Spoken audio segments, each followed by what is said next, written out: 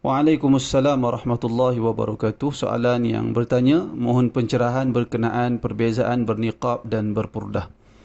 Wallahu ta'ala alam, niqab dari bahasa Arab yang membawa maksud uh, at-taghtiyah, menutup, tutupan.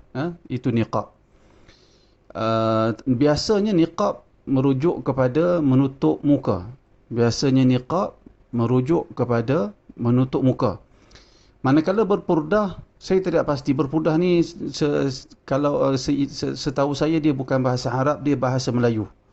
Jadi saya tidak pasti. Saya ingat orang Melayu bila sebut purdah dia merujuk kepada niqab. Dia merujuk kepada tutup muka. Cuma kalau kita merujuk kepada bahasa Arab, dia ada beberapa perbezaan yang ada sedikit persamaan dan ada juga perbezaan. Contohnya perbezaan di antara niqab dan hijab.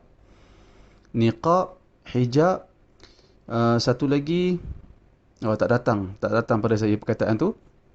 Ya, apa pun perbezaan di antara niqab dan hijab, di mana hijab lebih umum berbanding niqab. Khimar satu lagi, khimar. Niqab, hijab dan khimar.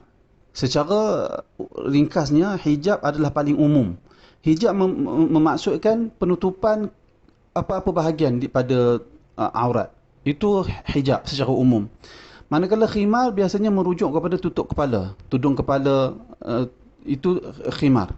Manakala niqab merujuk kepada tutupan pada muka, kain yang dibuat tutup muka. Itu perbezaan di antara niqab, hijab dan khimar. Wallahu a'lam. Kemudian penyoal juga bertanya, saya telah memperbaiki cara pemakaian setelah berkahwin dan saya telah mula memakai niqab apabila keluar. Alhamdulillah, satu perubahan yang baik dan saya memohon kepada Allah, saya mengharapkan supaya perubahan yang baik itu kekal pada puan yang bertanya.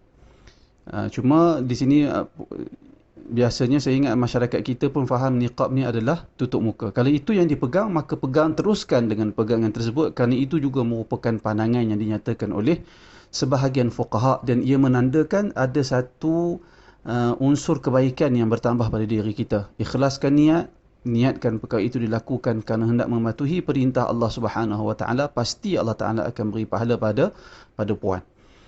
Kemudian ada penyoal juga bertanya, adakah menjadi kesalahan sekiranya saya memakai purdah pula?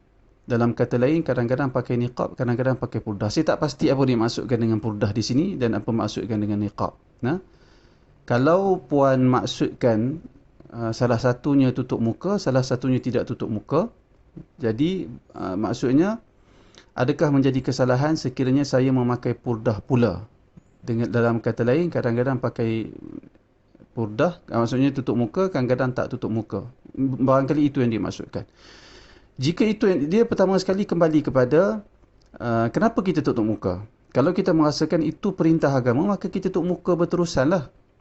Kalau itu kita rasa itu perintah agama. Tetapi kalau kita rasa ia termasuk dalam perintah agama, tetapi dia bukanlah satu kewajipan sebagai contoh. Kerana para ulama' berbeza pandangan dalam permasalahan menutup muka. Para ulama' berbeza pandangan. Kalaulah kita kata, saya tak pegang kata wajib tutup muka, tapi saya rasa macam perkara itu lebih baik. Sebagai contoh, kita faham begitu sebagai contoh, maka tak ada masalah dalam perkara itu. Sebagai contoh, kita berada di dalam majlis, dalam suasana yang kita rasa lebih banyak fitnah sebagai contoh lah. Lalu kita makan niqab atas alasan nak tutup fitnah, nak kurangkan persen boleh berlaku fitnah, lalu kita pakai niqab, kita tutup muka, itu tak ada masalah. Perkara itu perkara yang terpuji, perkara baik yang kita lakukan. Malakala ada ketika kita rasa macam tak ada fitnah, sebagai contoh seorang perempuan, dia keluar rumah sapu sampah, dia keluar rumah dia nak pakai tutup muka, rasa macam sukar untuk pergerakan harian dia, lalu dia tak pakai kerana atas pertimbangan dia kata tidak ada kemungkinan ada fitnah, jauh sangat untuk berlaku fitnah, maka dia tak tutup muka, maka itu juga tidak ada masalah. Cumanya yang penting kenapa dia nak pakai purdah tu. Kalau dia kata benda tu memang wajib pakai purdah, tutup muka bagi seorang perempuan, maka dia kena dia kena tutup muka lah pada setiap waktu bila dia berada di luar rumah. Tapi kalau dia kata, saya faham Ustaz, tutup muka ni dari sudut afdaliyah sahaja, dari sudut benda yang lebih penting sahaja, taklah sampai wajib, tapi yang terbaik sekali begitu. Kalau dia faham begitu, tak ada masalah jika kadang-kadang dia buka muka dia, kadang-kadang dia tutup muka dia berdasarkan kesesuaian waktu, tempat dan keadaan. Wallahu a'lam.